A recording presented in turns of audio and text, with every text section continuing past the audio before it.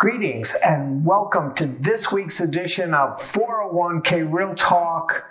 This is Fred Barstein, contributing editor for wealthmanagement.com's RPA Edge omnichannel. I review all of the industry stories from the past week and pick out the 5 most interesting and important ones, providing open, honest, and candid discussion you will not get anywhere else. So let's get real. First story is the new DOL fiduciary rule at risk? Remember, in 2017, the Fifth Circuit vacated the DOL fiduciary rule because the court ruled that it had exceeded their authority and jurisdiction. They used the prohibited transaction exemption to review and revise the 5-part fiduciary test.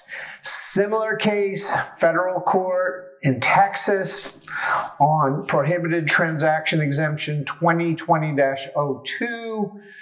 Key issue here is part of that 5-part fiduciary test is the requirement for having an ongoing relationship. And in the preamble, the DOL is saying that if you do a rollover for a client, even though that might be the first transaction, it's presumed to be an ongoing relationship.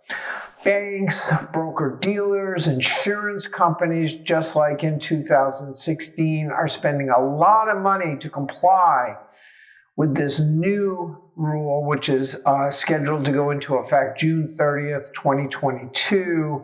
But unlike the 2017 case, the DOL is actually expected to defend in court. Second story is that in January, job report surprised many experts. The January report, there were triple the number of new jobs created at almost 500,000.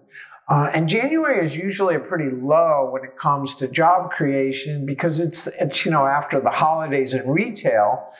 But this growth was led by retail and restaurants.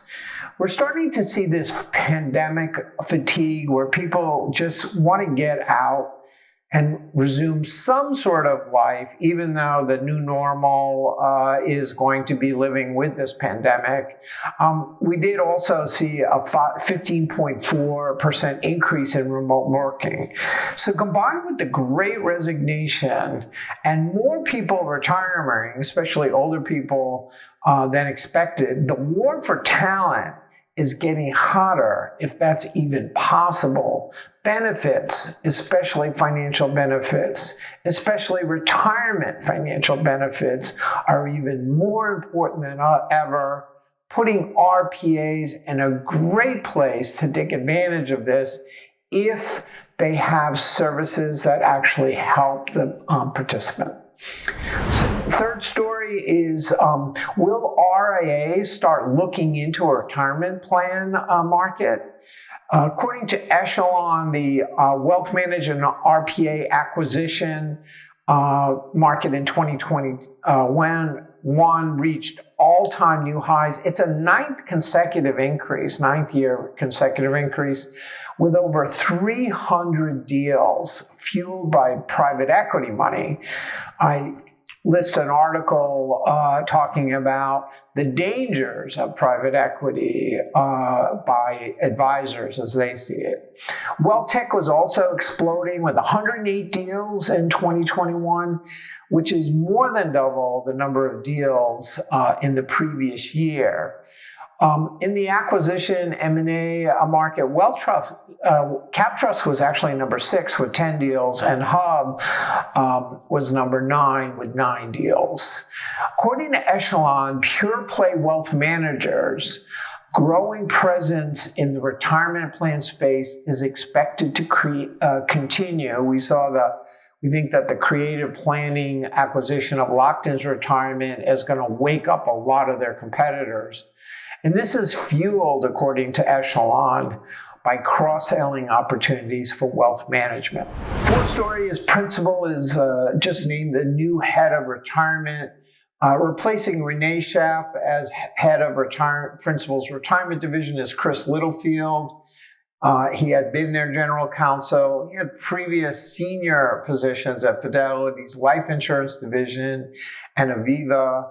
And with the Wells acquisition, which is finally integrating with Prudential's system, they've topped 10 million participants entering the Fab 5 plus 1 club. Great opportunities, but also very heady competition with the other members of the Fab 5, Fidelity, Vanguard, Empower, and Voya, along with the Census. And Schwab, even though they're not big in as big in the record-keeping market, huge in the retirement market. And then the final story is Empower Retirement is rebranding. And as RPAs and record keepers try to move beyond a pure play retirement plan, Empower Retirement is rebranding just to Empower. There's a clear focus for them on financial wellness, which is really about participant services, which fueled their acquisition of Personal Capital and getting access to another 5 million participants through the acquisition of Prudential and MassMutual's retirement division. So now at 12.6 million participants, over $1 trillion in assets, and just for some context, we're expecting Cap Trust to top $1 trillion in assets in June of 2022. They're trying to become a consumer brand, but other members of the Fab 5 plus Schwab have a really big head start. But this is a good, sensible move for Empower. So those are the 5 stories I thought were most interesting. I listed 5 others that I thought were worth reading about how advisors should be wary of private equity, how a wealth tech executive talks about trends in a podcast for technology for advisors, particularly in the retirement space, opportunities for digital marketing, best practices in the crypto for DC plans, as well as the state of the consolidation of record keeper and RPA markets. So those were the stories I thought were most interesting. Let me know if I missed anything. Love to hear from your comments on anything that I had reported. Otherwise, I look forward to speaking with you next week on wealthmanagement.com's RPA Edge omnichannel for 401k Real Talk.